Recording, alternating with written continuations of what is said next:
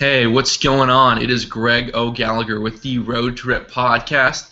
And today, Tom and I have a very special guest. We have Nick Nilsson on with us today. We're going to be talking about quite a few topics, and we're going to get into some pretty creative exercise stuff and techniques to really take your muscle gains to the next level. Nick, what's going on? How are you today? I'm doing pretty good, man. How about yourself? I'm doing good. I'm doing well. Well, let's first of all let's kind of talk about. I'm always curious how people, big fitness figures in the industry, got first started with fitness. How old were you, and what really got you going there? I started before I was even able to walk, I think. My dad actually was really into fitness, and I got on cross-country skis when I was like 2 years old. Was skating when I was 3, and yeah, I basically grew up with fitness and had that as a role model, and kind of progressed from there. And my dad basically kind of set the stage for that, especially for the mad scientist stuff that I do. He actually never went to a regular gym. He did train in his basement like I do, making stuff out of plumbing pipe and old, cement weights and stuff like that. So I grew up with that, thinking that was completely normal. So, when I started getting into weight training, I did a lot of cross-country running, did a lot of track and field, did a lot of endurance sports, and I just got to the point where I wanted to get muscle. I didn't really want to be skinny anymore. I was like 5'10", 140 pounds, and 4% body fat. So at that point, going into college, I wanted to put on some weight. So I started doing weight training. I discovered cafeteria food, and literally added 75 pounds of body weight within 8 months of starting training. Oh my God! Wow. So you went from Pretty 140 to 215 approximately. Exactly. Yeah. Damn. I was eating. I actually took a nutrition class, and just out of curiosity, I calculated my calorie intake for a day, and it was like 8,500 calories. Jesus! Wow. No kidding. Okay, that adds up to about to like that 70 plus pounds. Oh yeah, yeah. It's I was eating a lot, and I was actually, even though I'm like naturally an ectomorph, I was blessed with a massive appetite. So I found ways to really overcome the ectomorph tendencies because I can just eat like a horse. And that's a very key point when you're trying to build muscle, obviously, is how much you can put away in terms of calories and protein and all that. So I think that's just a good life skill in general, being able to count that much food. Yeah. Oh yeah, I can pack it away. My sister makes fun of me. She says I eat like a crocodile. Or I'll just like eat like a massive load of food, and then I just won't eat anything for like a day or something. Yeah. So how did that transformation unfold when you went from 140 to 215? Like, what was your was that like how much of that was muscle and fat, and then what was the next progression after that? I went through a lot of interesting stuff in my first year. I didn't really know what I was doing with the training, so some of my workouts were getting to be like hour and a half, 2 hours long. And I was really piling on a lot of weight, and then I kind of got to the point where, the beginner gains start to taper off, and you really have to learn how to train. And luckily for me, I kind of discovered I don't know if you're familiar with the Bulgarian burst system, Leo Costa's stuff, the serious growth kind of manuals. No, I'm familiar with some of the Bulgarian techniques, but not that specifically. Yeah, basically the whole premise of that is you overtrain yourself, then you back off, and then you overtrain yourself. Right. It's actually really good info, and I kind of discovered that at the perfect time in my training career. So I never really hit that slump that a lot of people hit, 3 months in. Mm-hmm. I basically continued in the proper way, and I was doing 6 days a week, twice a day training at a time where my body was ready for it, at a time where I was eating like 8,000 calories a day. So, I gained a good 20, 30 pounds right off the bat, but then I gained another 30 to 40 on top of that because I was training and eating pretty much properly. And as far as fat gain, there was a fair bit of fat gain, I'll be honest. It was probably about half to 2/3 muscle, and the rest of it was lard, basically. I got to the point where I pretty much neglected cardio training, and that was one of the biggest mistakes I made when I was first starting up with that, is I just went whole hog on the weight training stuff, and I wanted to get as big as possible, and I got really, really, big and strong. But I was huffing and puffing going up a flight of stairs. My blood pressure was through the roof, and for someone who's doing triathlons and could do a triathlon without even training for it, that was a pretty big change from 1 year. So I got to the point where I wanted to drop the fat, and I basically didn't know what I was doing with that either, and I totally screwed that up. I started doing, you don't know any better at the time. I started doing like the long duration running, jogging. Here I am weighing almost 220 pounds, and I'm trying to jog down the street, and it's just like an avalanche. It's just a mess. Wow. So. And that's like a new 220. Like you haven't been 220 your whole life. All this size is completely sort of new to you, and your joints and ligaments and. That's exactly it. I was carrying around a lot that my body was not used to, and I was not eating nearly enough to support the muscle mass, and I was just losing strength like crazy. The summer job I had was with a landscaper, so I was doing a lot of manual labor, not eating enough, and doing all this cardio training, and I think I dropped like 20 to 30 pounds way too fast, and lost a lot of strength, and it got really, really frustrating. And I got to the point where I got paranoid about what I was eating, and I still look back on it to this day. I actually was so paranoid about sodium intake that I made my roommate in college reboil a pot of water for pasta because he added some salt to make it boil faster. Oh my God! Yeah, that is so funny. Yeah. That is, yeah. I mean, that's the level. That's control right there. Yeah. What's that? That's control right there. Oh yeah, but it was just like stupid because then I would add a big jar of pasta sauce, which has a million times more sodium in it. Yeah. It's like, yeah. I've heard worse though. I mean, I've heard more neurotic diet tendencies and quirks. So, yeah. It just got to the point where, like, what am I doing? And I did kind of figure things out a little bit better from there. And I started throwing in the chicken skin, and as soon as I actually started eating chicken skin, my strength went right back through the roof. Just because the fat intake that I had completely removed from my diet, I put it back in, and it just not knowing what I was doing then. Just adding that back in really made a big difference for me. So. Okay, yeah, for sure. I mean, because that's one of the first things a lot of people hear when they start trying to diet is restricting all like the saturated fat, and definitely hampers hormonal functioning. Big time. Yeah, it's literally I did so many things wrong my first year of training, but I did enough right that I was able to still get pretty good results, and it really sparked in me the desire to learn a lot more and learn just what the heck was going on.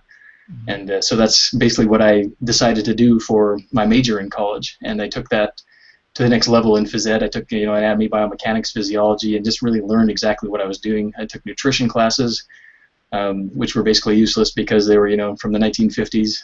The professors are all learning stuff that they were taught, so they were passing that on, and I actually almost failed my nutrition class in college. It's because I actually knew what you're actually supposed to be doing, but the professor was still stuck in the research from 20 to 30 years back. Oh, no. Yeah. All the stuff that I knew was actually true, he was actually saying that was wrong because his base of knowledge was, older. So that's tough. Yeah, it's kind of something I had to fight through as well with I got ACE certified as a personal trainer. And, a lot of their stuff, not to bash them specifically, but I had to learn what they wanted to hear rather than what I knew was correct and how I would actually train somebody. Yeah, no, I had to do that too when I was getting certified years ago, and that's why I never wanted to really study a lot of these courses in college, university. Instead, I went into business because I'm like, no, a lot of this stuff is going to lag behind, and it didn't really motivate me. Yeah, no, it's funny how that works with that. Is that I've noticed it in a few certifications, but some of them are pretty good, but some of them are really just, the knowledge, the official knowledge is so slow to catch up to what people actually know works, that sometimes it's just, you got to take it with a grain of salt. Mm-hmm. Yeah. So, I mean, in your training, you've gotten into doing a lot of these creative exercises that no one's really ever seen. How did you start creating and crafting these exercises together? Where did that come from? A lot of that, when I first started training, I did everything as you're supposed to do. I did everything normal, and I got really good results from it. And then I basically, seeing what my dad had done in the basement gym, with all these pipes and stuff, I didn't think that it was a bad thing to start creatively working with this stuff. And maybe I've got exercise ADD, but I just can't stop myself. Like literally, if I go to a commercial gym these days, I'll see a machine and I'll think, what else can I do with that other than what it's supposed to be done with? And there's sometimes I'll actually force myself to work with a single piece of equipment and do a whole body workout with it. Some of the stuff I did, I actually, after college, went to work on cruise ships, and very, very limited training facilities. They had a crew gym with, the old Weider death trap benches that are rickety, and you got the little standard bars with the spin lock collars. This is the stuff I had to basically get creative with, and so a lot of it was forced on me. A lot of it is just what I enjoy doing, and I'm a bit nuts. I can tell you that right now. I try not to do things that are stupid, but I'm not afraid to do things that are crazy, and I think that's kind of where it breaks down for me, is that I really love to see what I can push as far as the mechanics of things, how it works, and the base of my knowledge comes from the physiology, the kinesiology, so I know, what muscles are affected by what, how you can change the force and the momentum and all that, and to really pull apart these things and reassemble them in ways using different pieces of equipment, in ways that they were never intended or designed for. And I've got such a tremendous background in it now that I can basically build on the stuff that I've already done and take those things to the next level and then build those on the next level. So I've got a lot of things that I've built on already. So it's a continuous process of pushing the limits and thinking, okay, here's an exercise, how can I break it down into pieces and improve this part of it and this part of it, and here's a dumbbell, what else can I do with this dumbbell? Here's a bag of dog food, what can I do with this bag of dog food for training? Yeah. It's like all these strange things, it's my neighbors think I'm absolutely out of my mind because what I've been doing this past summer is a lot of loaded carries. And Loaded what? Loaded carries. Oh, okay. Yeah. So. Sandbags or what's that? Sandbags, or what modality were you lifting? I started with sandbags. That's the first thing I did, carries. I got to the point where I was doing 2-mile runs with a 70-pound sandbag on my back. Wow. And then this year I've been doing a lot of barbell shoulder carrying, where I basically take a barbell on the ground, stack it up over one shoulder, and go for a 2-mile walk with it. Shit. And, how heavy is the barbell? I worked up to 2 miles with 135 pounds without setting it ever on the ground. Dang. So basically I'd hold it on my back, and then I'd swing it around while I'm walking, carry it on the other shoulder for a while, swing it back around while I'm walking. And and I got to the point for short distances to do 225 pound on the barbell. And wow. Yeah. On one shoulder. On one shoulder, yeah. So I've got the barbell lengthwise carried on one shoulder, walking up and down the street. Yeah. Yeah. And scaring children, that's kind of the fun part of it. So. Yeah. So what are your goals behind your training? Because some people are training to build a better body, other people are training for a sport. Like, how would you define your goals? Which is an interesting question, because it seems like a lot of your training is pretty damn intense, and maybe not even just strictly for building muscle, but for other reasons. That's kind of the thing, is I switch between a lot of different goals, actually. I do the body composition is always a goal. I'm always trying to keep fat down and keep muscle mass, but I have a lot of performance goals and a lot of strength goals. It kind of varies over the course of the year. Over the past summer, it was body composition. I want to get as lean as possible while maintaining strength. So I was doing a lot of strength training while keeping calories really low. Like, for example, the barbell carrying, I was doing those while in a fasted, 24-hour fasted state. So at the end of a fast, I would be hauling that barbell around the neighborhood just to see if I could do it. Yeah. See what my body was capable of, even on very low calorie conditions. Mm-hmm. And like literally, I'd be eating 800 to 1,000 calories a day, and then fasting, and then hauling a barbell around the neighborhood. I couldn't do the 800 to 1,000 calories. That is brutal. It is. I tried to do 1,600, and I thought it was brutal. Yeah. I mean, that's the lowest I ever went, and after 3 weeks, it wasn't worth it, because that's like a meal and a snack. Oh, it is. Yeah. Sometimes just a meal. It is brutal, and that's exactly why I would do no more than 5 days on that at a time, and then I'd switch it back to higher calorie, higher carb, and do a lot of cyclical nutrition, basically. So I'd never do the same thing for more than 2-3 days in a row. So it's just kind of a rotation through things. I find that's what really works best for me. is to never do like a steady state approach to anything, and to just to do those kind of things when you're at your weakest lets you really know what you're capable of at your strongest.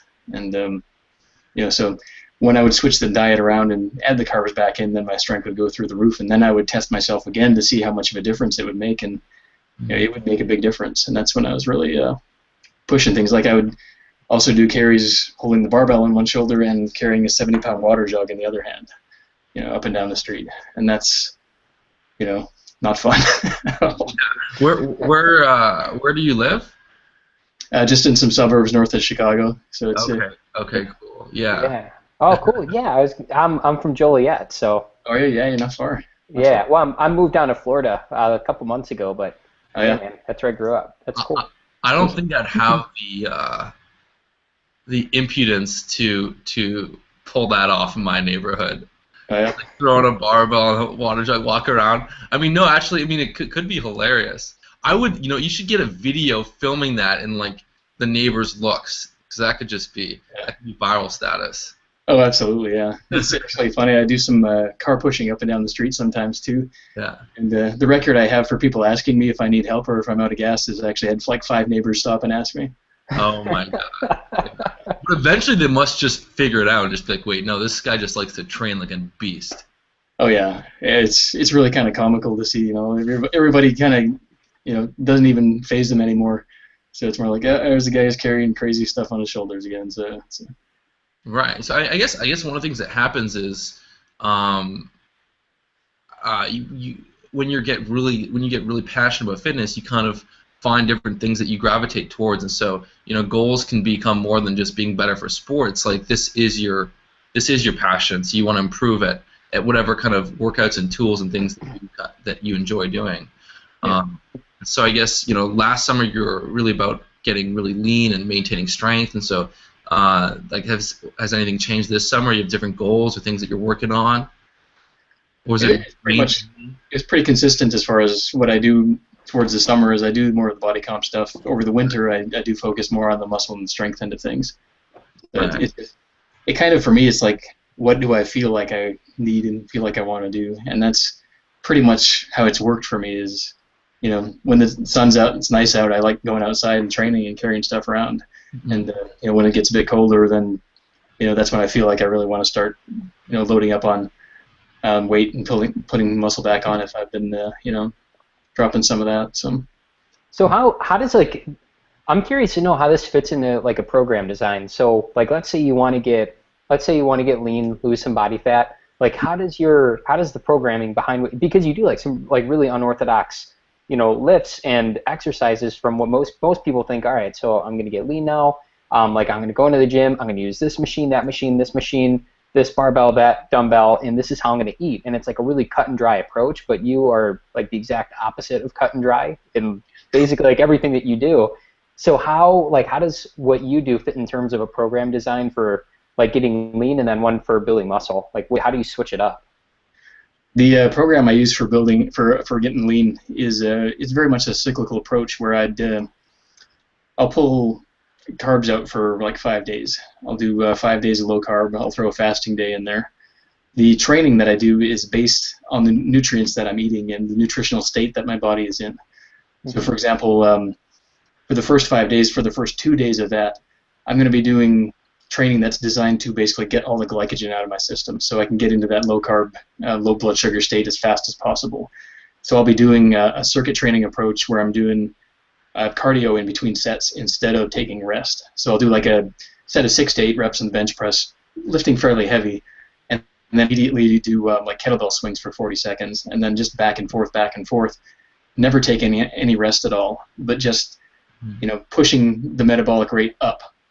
And never going near failure, just basically just doing that approach to get all the glycogen out of the system.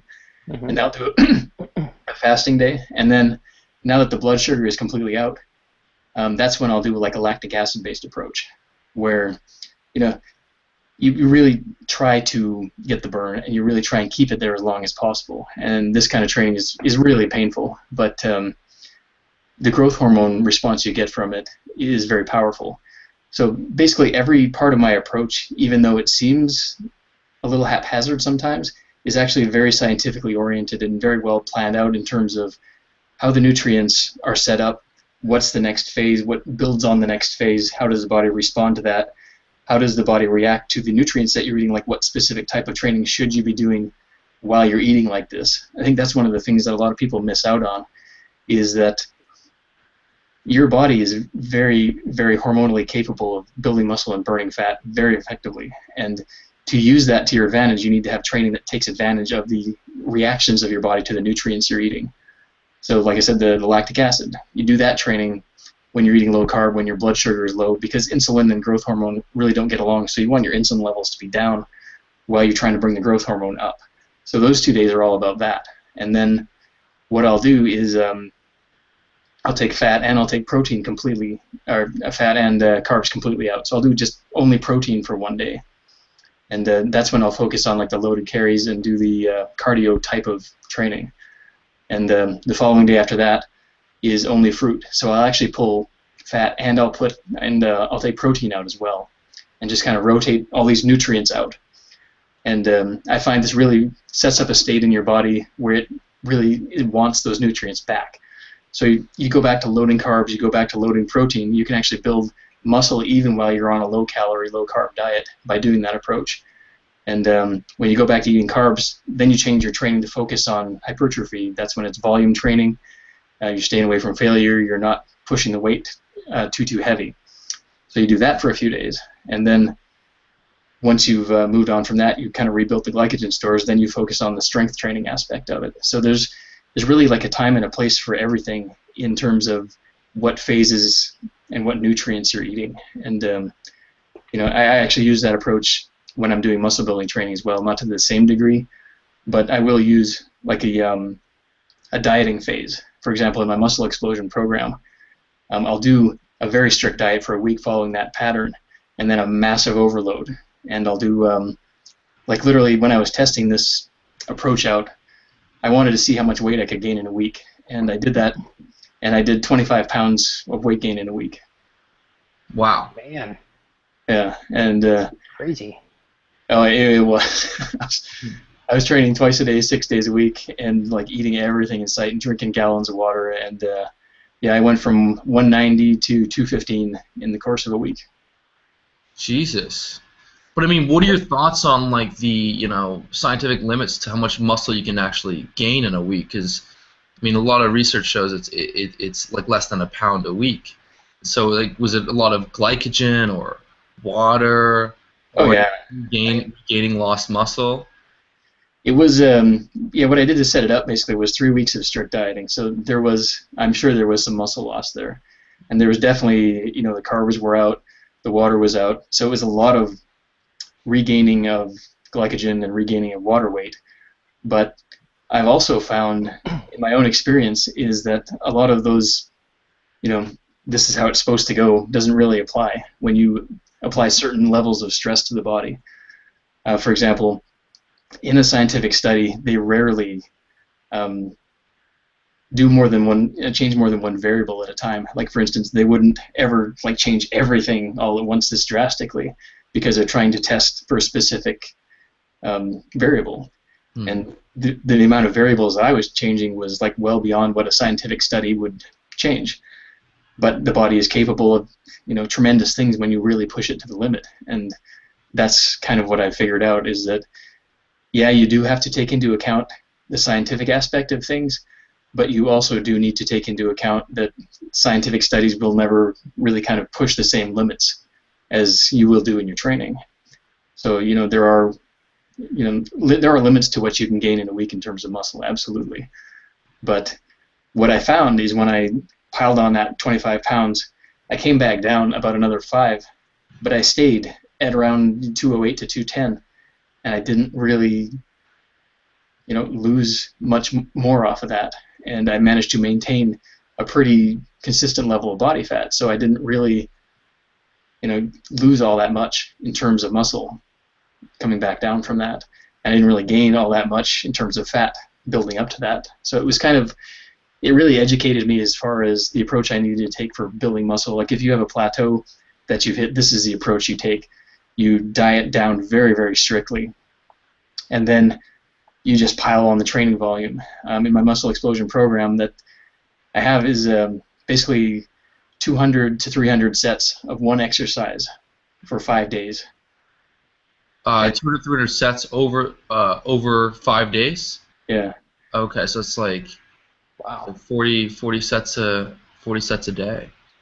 Yeah. The approach I take with that is, if you think about it, you've just pulled carbs out, you really dieted yourself down, 1,000, 1,200 calories.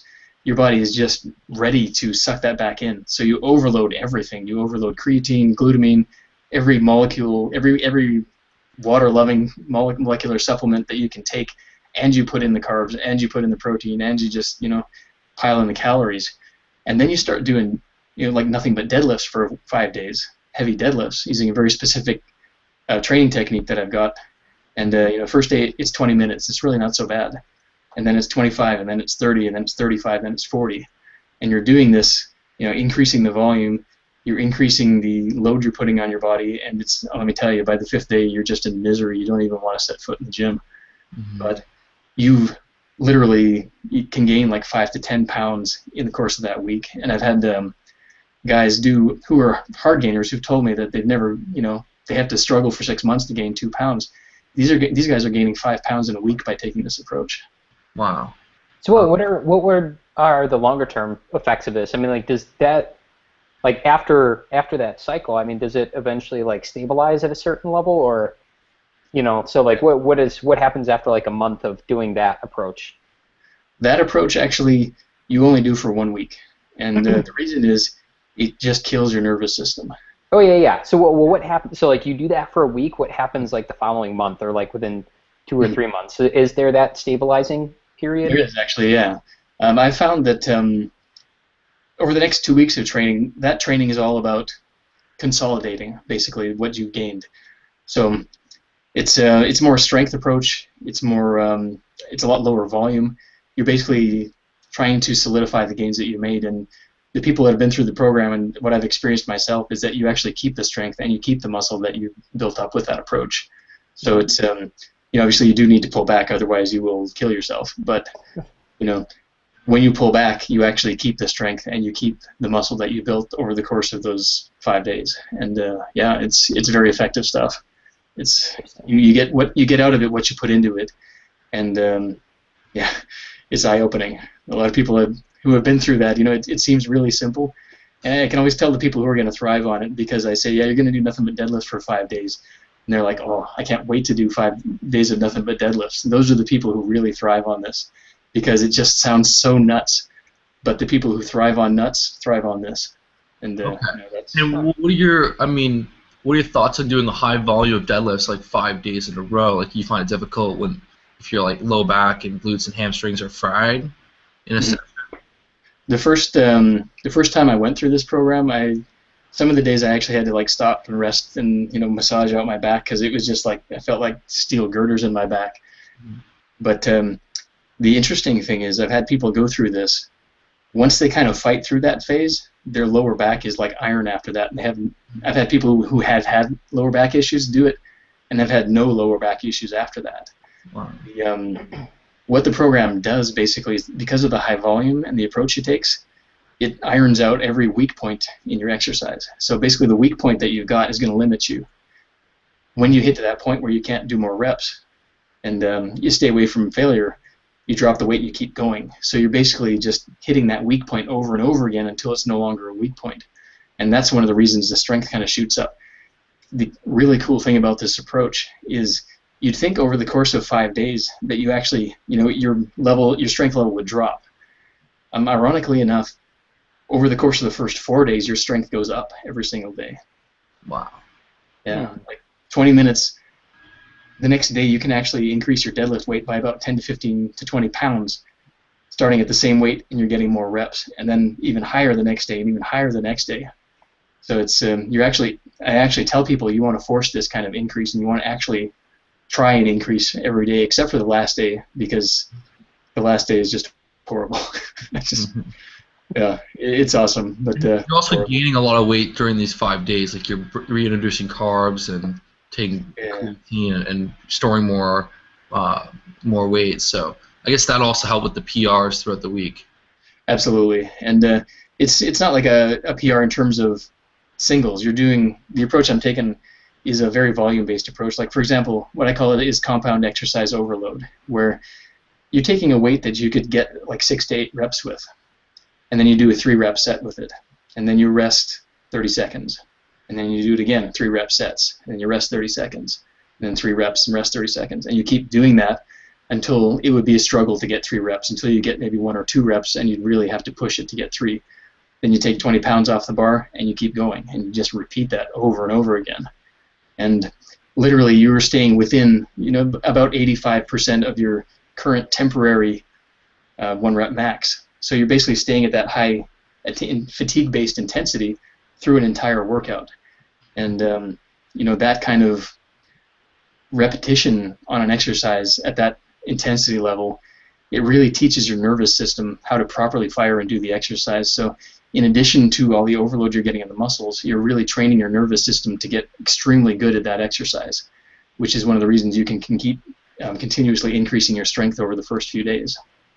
Right, okay, yeah. So I guess with that sort of approach, when you're using a heavy 6 to 8 rep weight and just banging out tons of sets of 3 reps, you're getting in a lot more volume than you would if you trained the sets to failure, and you're getting more efficient at that exercise. Exactly, yeah.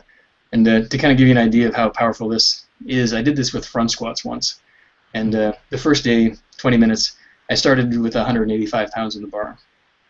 I managed to do four sets with that before I had to drop down.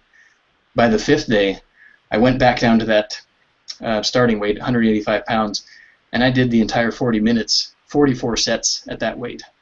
Wow. I didn't even have to drop down at all. So I basically did 11 times the volume after doing all these, sets over the course of the week. And it literally just built everything specific to that exercise. And at that point, I was able to do a 1-rep max. The beginning of the week was about 225, but by the end of the week, it was about 285. Damn. Holy cow. That's like rapid strength gain. It's insane. It really trains the nervous system, and it trains the muscular system, and it overloads the connective tissue. It literally, your body becomes that function of what you're doing that week. So you become a deadlift machine or a front squat machine, and that's all you're doing that whole week. There's no core work, there's no anything else, just that exercise. And I tell people, don't try and do anything, don't do cardio, don't even, manual labor if you can avoid it, don't even do that. Just do this exercise, one exercise, and you will see amazing results. I had one guy, I was skeptical of his results, but he swore it was true. He gained 120 pounds on his deadlift after a week. Wow. Jesus. And have you found this technique to be mostly just effective with the lower body lifts like squats and deadlifts, or have you used it on your upper body? Yep. I did it with bench press to test it, and I actually did gain 40 pounds on my 1RM for bench press. Damn. Wow. Huh. This is like the ultimate plateau buster.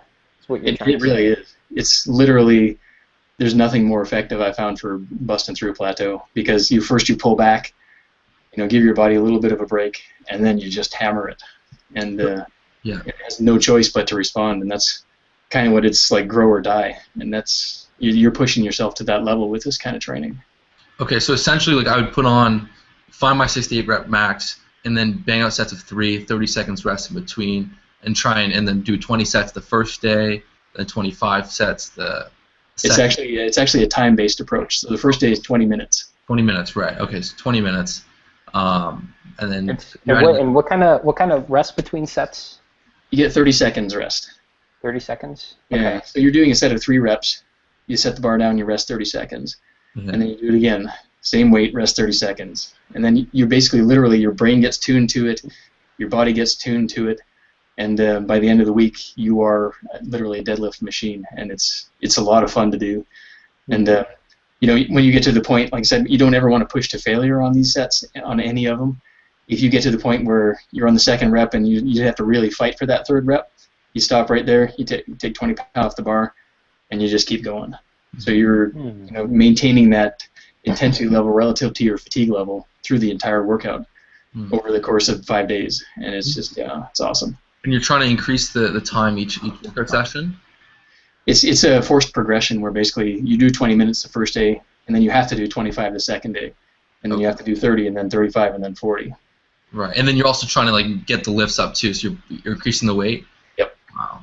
And so this is on like a Monday through Friday schedule for 5 days, like 5 consecutive days. 5 days in a row, yeah. Man, this like the thought of it just sounds like brutal. Like, and I'm thinking about it. Like, I have, like, the chest is like it's my weak point. Greg, you know this. And so like my current routine, we had a long talk about this, the other day. Well, yeah, I know. And so like my you're not going. It's called full range of motion, Tom. I'm just not seeing it. No, I'm just kidding. It's been that wrong story. I'm not lifting with you. Yeah. But no, like I mean, my chest is just my weak point, and so my current routine focuses on hitting chest really hard twice a week.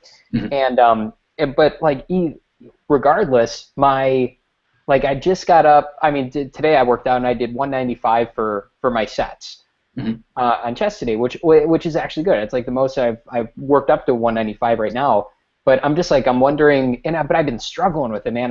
It's like 5 pounds every like 3 weeks. It's just like I don't know what it is, and so I'm thinking about this, like I mean, just specifically for bench, either flat or incline. To be honest with you, like the numbers just aren't growing as fast as I'd like. Which is expected, obviously, but no, it seems like an interesting approach. I'm wondering, like I just want to put it to the test because it sounds like crazy enough. It's kind of like you see the commercials for like Insanity, and you're like, that thing looks like it blows. Why would I do it? Because it looks like it sucks so bad, it has to work. Yeah. Not like promoting insanity or anything, but it sounds like one of those kind of scenarios where it's like, what the hell? All right, fine. I'll get you a copy of this program to have a look at, man. This will force you to blow through that plateau. You'll probably be, by the end of that week, you'll probably be doing reps with that 195 that you're, doing just like nothing.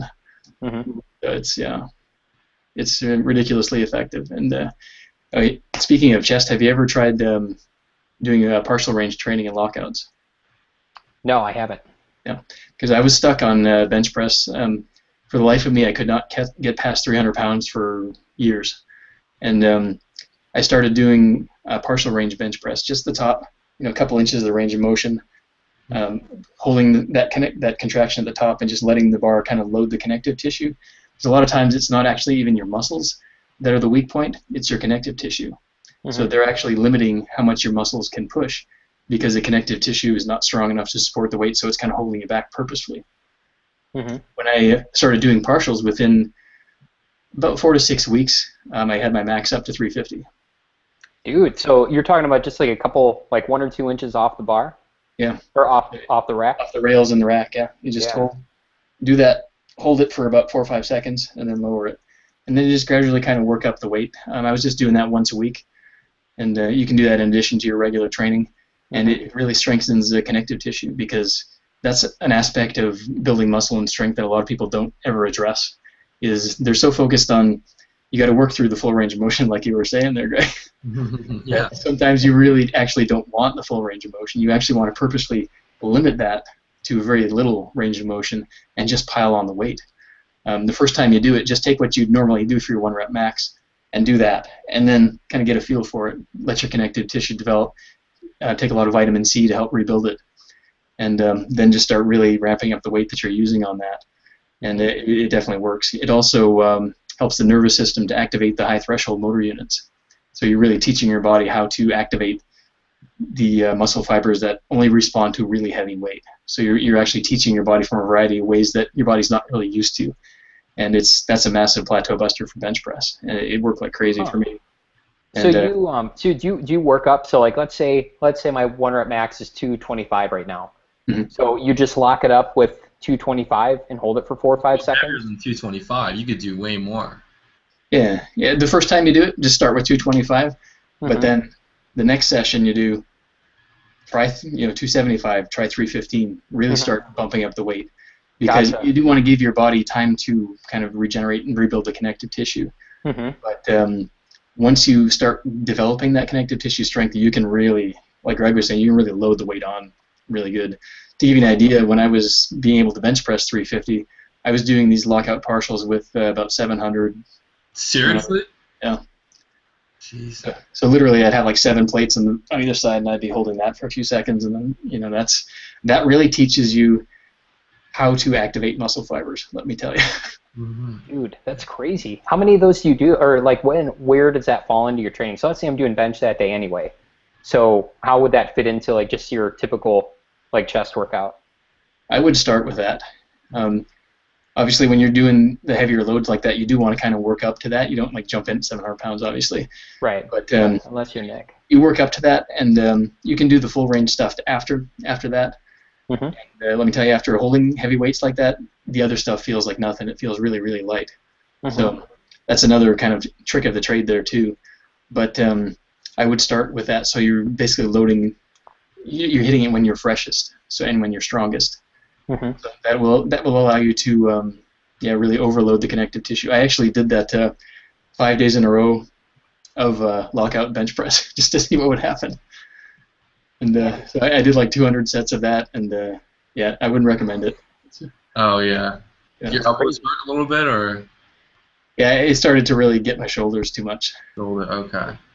Yeah, even crazier. Actually, I did it with lockout partial squats as well, and I actually managed to make it through the week. I had to literally by the end of it, I had to wear like 2 sweatshirts just to keep myself from getting totally scarred and tattooed by the bar.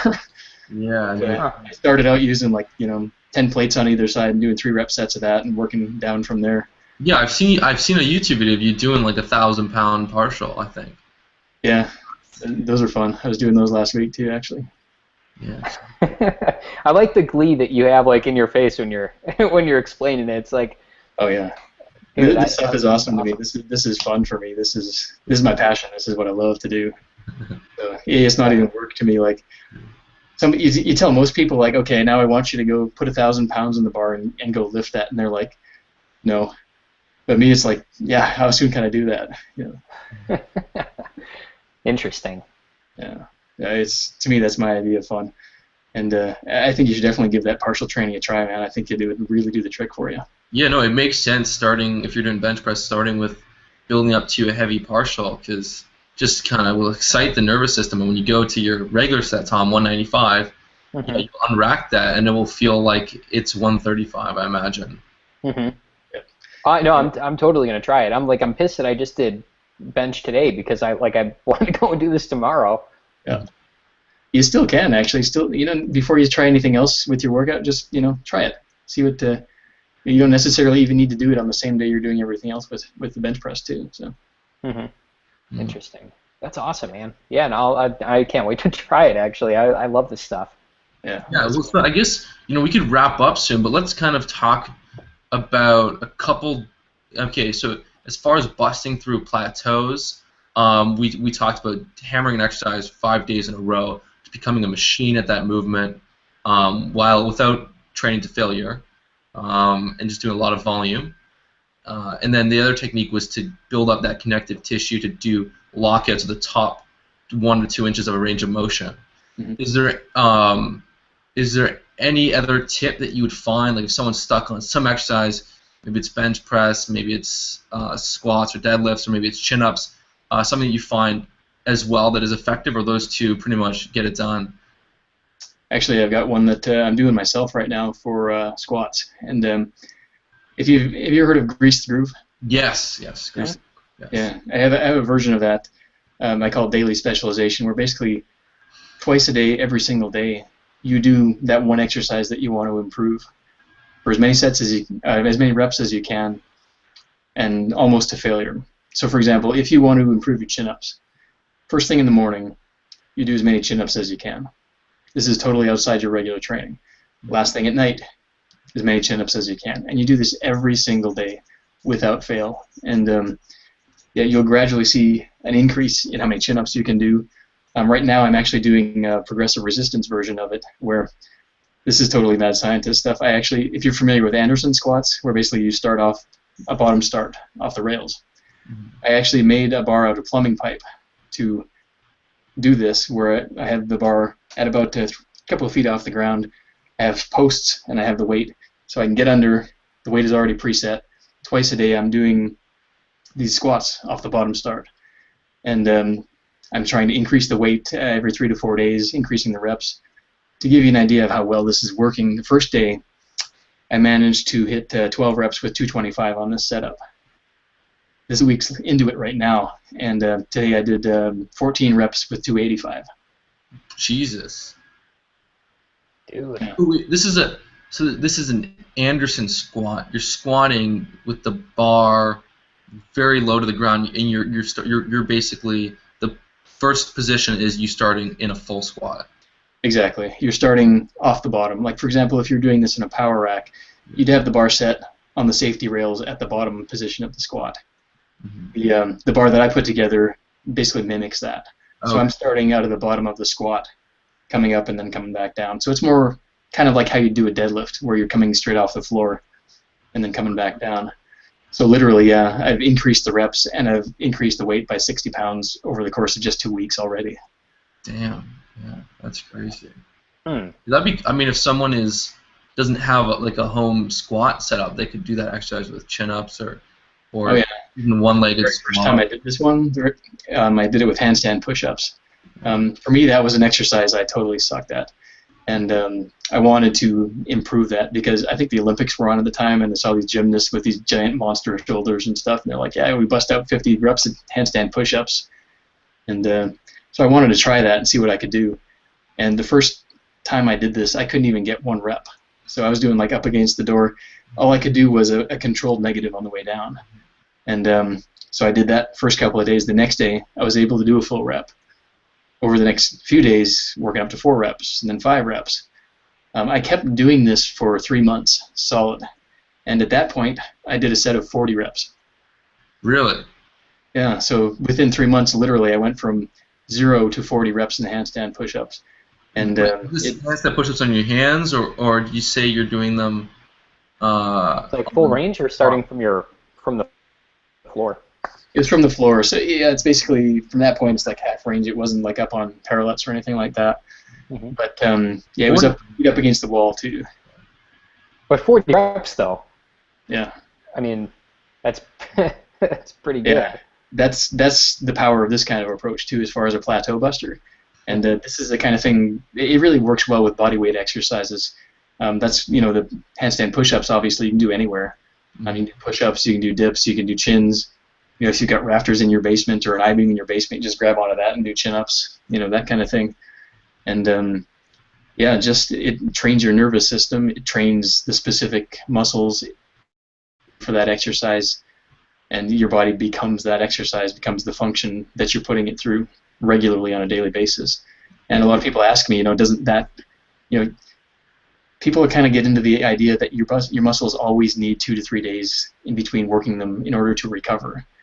And if you're working, like a 40-minute workout on just chest, that might be the case. But if you're doing just one set, a couple of times a day, that's a light enough volume that you can actually recover very well from that. And your nervous system can recover from that. So you really get tuned to that exercise, and you can really see big jumps in strength just by doing that. It's kind of like the whole, Milo who lifted the bull every day. It's just little increases in resistance, and you just keep doing that. So it's this progressive resistance version I'm doing with the squats has been just, it's been pretty eye-opening even for me. It's like, within 2 weeks, 60 pounds on a squat, that's insane. It's ridiculous. Yeah. And how close are you taking that set to failure? Are you just getting as many reps as you can without failing? Or I'm taking it pretty close to, like I'm leaving at least 1 rep in the tank on every. Okay. Yeah, and I found over the course of basically up until yesterday that I was able to increase reps on every single session I was doing. And even by increasing the weight, I'd drop down obviously in reps, but then I would still increase the reps every time until I get to the point yesterday where I had to basically drop the reps. And then I'm back up even higher than that again today. So it just required a little bit of recovery, but it's interesting because I'm writing down how many I'm doing everything so I can chart everything to see how the body's reacting to these cycles and everything. So it's. Did you notice like a big improvement when you're doing handstand push-ups in your shoulder and tricep development? Major development. Yeah, it's for me. shoulders are one of my worst body parts, and it takes me forever to build them up in regular free weight movements. And if I ever back off on strength, I lose strength the fastest. But when I was doing the handstand push-ups, I got to the point where I could do reps with seated dumbbell press with 105-pound dumbbells. Wow. And that they were like not even all that hard to do. Like I was kicking these up to here and then just powering out reps, and that was more than my body weight at the time. Wow. And for somebody who's got weak shoulders, that just blew my mind. So it's yeah, no, that's crazy. I kind of want to I kind of want to implement that and might do like maybe start with some hanging leg raises twice a week. See if I can build it to like 30 full reps. Mm-hmm. That'd be cool. Or yeah, I mean, yeah, that's probably what I'd want to work on. Or I could even do handstand push-ups. I'd build up to 15 reps full range, so I'd like to get to 20. That'd be the best way to do it, man. That's that technique is awesome. The funny thing is, I actually came up with that daily thing before I even knew what grease the groove was. So like I invented it even though it was already invented.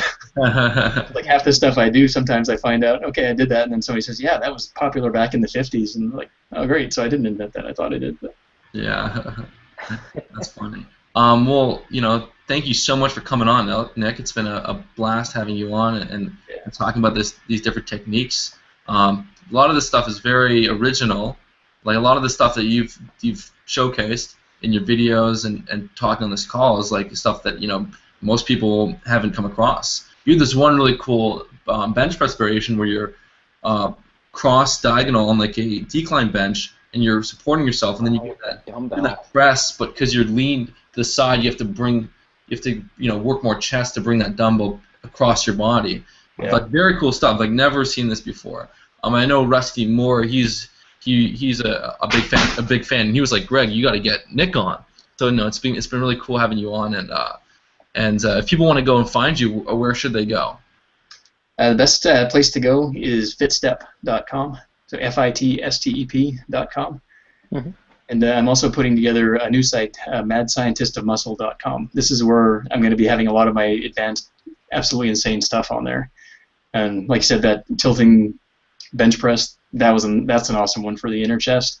There's so many different things that I've done that I just can't even keep track of anymore. Like I swear I'm reinventing stuff that I came up with 15 years ago that I think I've done and redone, and it's just I've got stacks of notebooks and stuff that I've written all this stuff down, and it's just this stuff is so much fun to me. It doesn't even feel like work. So. That's awesome. Yeah. All right, guys. Well, thank you so much for listening. We will talk soon. All right, thanks, guys. Take care.